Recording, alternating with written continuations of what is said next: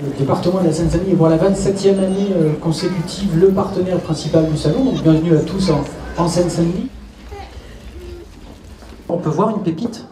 Elles ont été dessinées par Olivier Douzou et sculptées par Éric Dartois. On peut les applaudir. C'est résolument un livre du 21e siècle que nous avons voulu sélectionner, mettre en avant ce soir. Voilà, ouvrage dirigé par Jérôme Bachet avec une liste d'auteurs, il y a une trentaine d'auteurs, tous plus remarquables les uns que les autres. Je le reçois au nom de Jérôme Bachet, donc le directeur de l'ouvrage. Merci, je suis... Bravo. Pépite du premier album.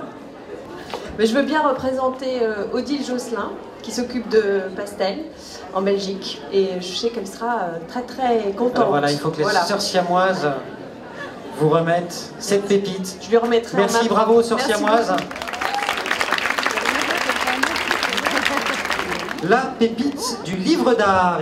Pour récompenser, on sait tous voilà, que ce secteur du livre d'art pour la jeunesse, pour les enfants, est un secteur merveilleux, plein d'imagination, de richesse. Le petit théâtre de Podane. De Marie Desplechin. Je suis super contente. Je pense que Jean-Michel va être extrêmement content. Et Jean aussi. Et je voudrais remercier Jean parce que c'était un bouquin, c'était gonflé de faire ce livre. Pépite du cinéma d'animation. Pour la catégorie court et moyen métrage, le jury a été unanime et le lauréat est L'homme en colère de Anita Kili, qui est adapté d'un livre Sinnaman paru aux éditions Cappelen en Norvège. Pour la série. Et pour la série télévisée, c'est Nini Patalo. Le jury a voulu vraiment saluer le ton et l'impertinence de cette série, adaptée donc de l'univers de Lisa Mandel, paru aux éditions Glénat. Enfin, je serais ravie de le partager avec toute l'équipe, Boris, et puis particulièrement Lisa Mandel, qui nous accompagne depuis le départ énormément sur l'écriture. Ça va nous motiver pour la saison 2 qu'on a démarré il y a quelques mois. Merci encore. Bravo. Pour la première fois, une pépite de la création numérique, c'est ce que tu expliquais Sylvie tout à l'heure aussi, voilà, sur tous ces univers qui sont aussi des univers de l'image, de l'interactivité, mais qui conduisent par des voies extrêmement riches, extrêmement variées vers le livre. Le jury a récompensé un jeu, l'application créative et poétique d'Hervé Tullet, qui est un superbe complément de son best-seller un livre. Merci à tous. C'est vrai que c'est une belle récompense. C'est une rencontre entre un auteur et un support nouveau, en pensant toujours à l'enfant. Bravo en tout cas pour ce prix et ce travail. Le coup de cœur de l'équipe. Donc le lauréat est le Arrêt québécois de Anna Boulanger chez Attila. Cette fille qui sort de cette école, qui connaît nos livres, qui font quasiment systématiquement appel à des illustrateurs, elle ne me montre rien. Donc je l'appelle, je lui dis mais vous dessinez?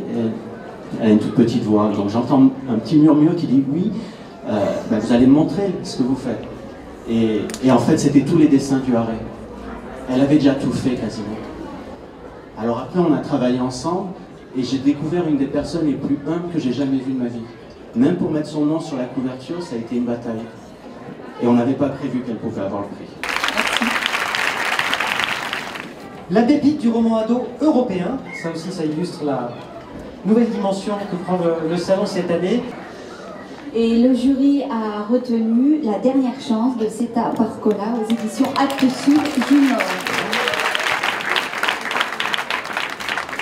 Je vais m'empresser surtout de prévenir Seta Barcola, l'auteur.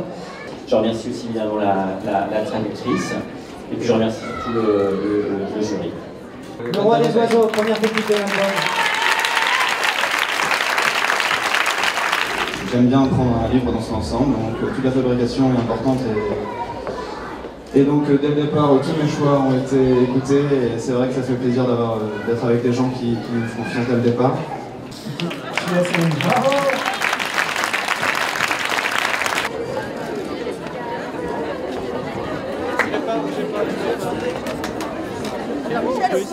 Hein?